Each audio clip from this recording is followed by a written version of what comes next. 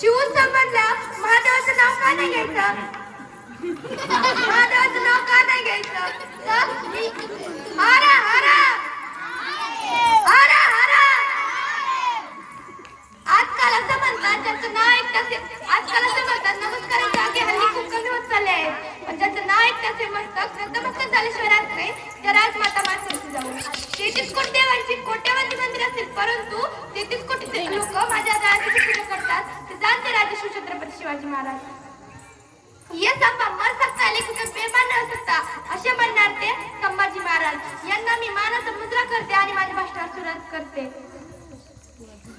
आजचे तरुण पोटात दारून हातात तलवार घेऊन दिशाने चालले. आजचे तरुण फार लवकरच हार मानतात. आजच्या तरुणांना शिवचरित्राची गरज आहे. सह्याद्रीच्या खुशीत हिराचा बंगला भगवा टिळाच्या जनाचा शिवनेर प्रगटला. हातात घेऊन तलवार शत्रूला गरजला. महाराष्ट्राचा एक राजा होऊन गेला. महाराष्ट्राचा एक शिवबा होऊन गेला. शिवाजी राजा म्हणजे काय? ते 65 किलोची तलवार वागत त्याचं नाव असायची. 2 हाताबरोबर एकटा खिंड लढत त्याचं नाव बाजी.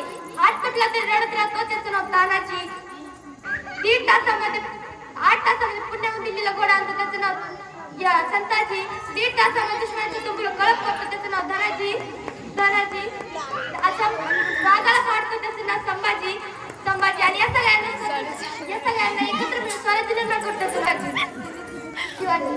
अहो आपण म्हणतो शिवाजी राजाची उंची किती होती? ज्यांनी तोरणा किल्ला आणि रायगड किल्ला हे मोठे किल्ले बनवले त्यांची उंची मोजण्याची आपल्या हातात आहे का? नाही ना. यासाठीच नाही का त्यांना होते. जाता एवढेच म्हणे तो नव्हता त्याला आणला होता. तो मेला नव्हता त्याला मारलं होतं. 32 दाताचा बोकड माझ्या राजाने फाडला होता. माझ्या राजाने फाडला होता. जय जिजाऊ जय शिवराय.